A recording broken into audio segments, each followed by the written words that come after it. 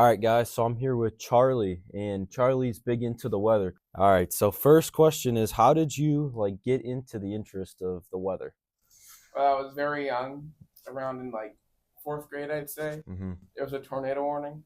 I was scared to death. I had to go to the base with my mother. Uh-huh. But I was like, that's kind of interesting. Mm-hmm. So I started watching storm chasers on YouTube. And I'm like, I want to do that when I grow up. So you've been loving it since what, fourth grade elementary school? Yep. That's good.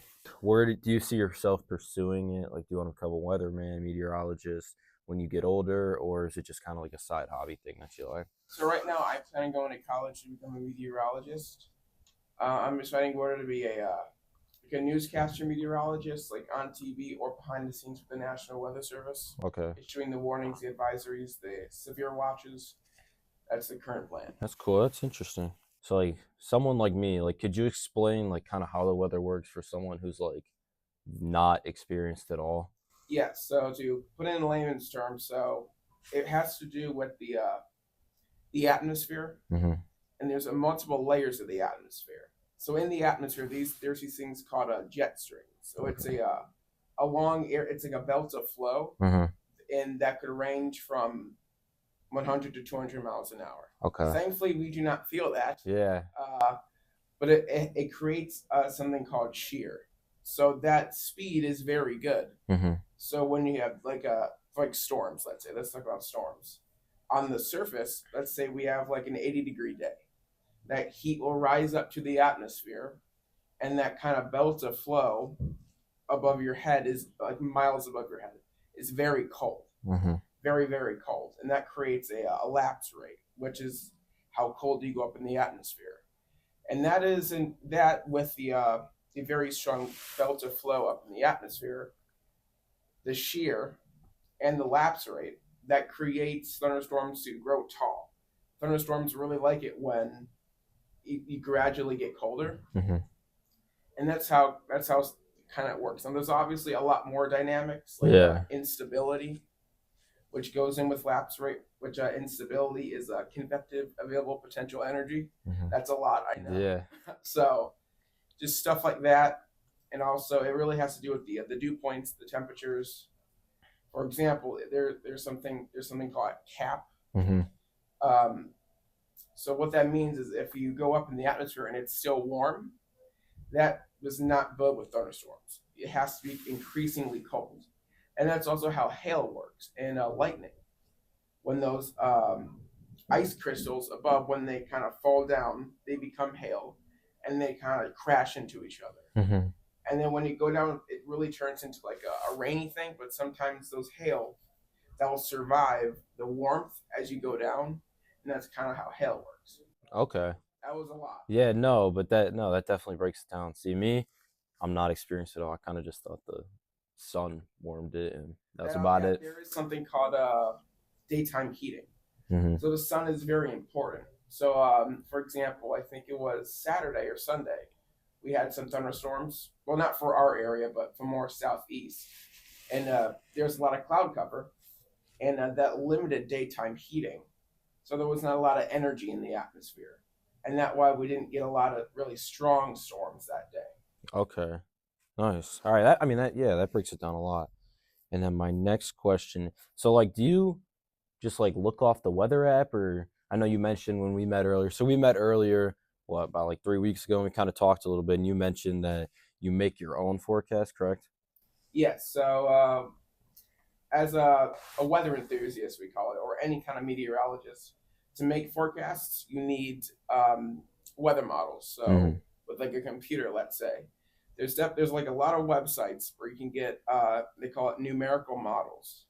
So it's basically a long code of data that's really simplified to put on a map. So it shows you the precipitation, Mm-hmm. whether it's going to be rain, snow, sleet, freezing rain, ice, and also that kind of jet stream I talked about. Mm-hmm. Every layer of the atmosphere. That's very important.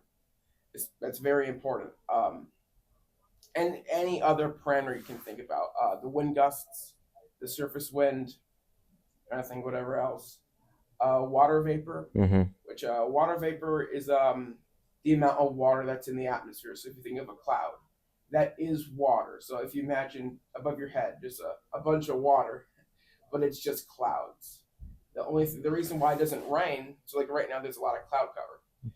The reason why it's not raining is because there's something called, so there's a thing called nuclei. There's not enough nuclei, there's not enough generation in those clouds to make that rain fall down. So Okay. Yeah, no, that definitely makes sense. And then how much like does I know there's a big like talk about like global warming and stuff. How much does like the burning of fossil fuels and stuff, how much does that contribute to the weather, like climate change and stuff? Because I know there's a lot of people who are like, oh, it doesn't really affect it. And there's people who are like, it really does affect it. From your standpoint, what do you see? personally, I do see there is an effect at some degree. Now it might not be that noticeable to anybody else who's not really into the weather, and but there is some degree.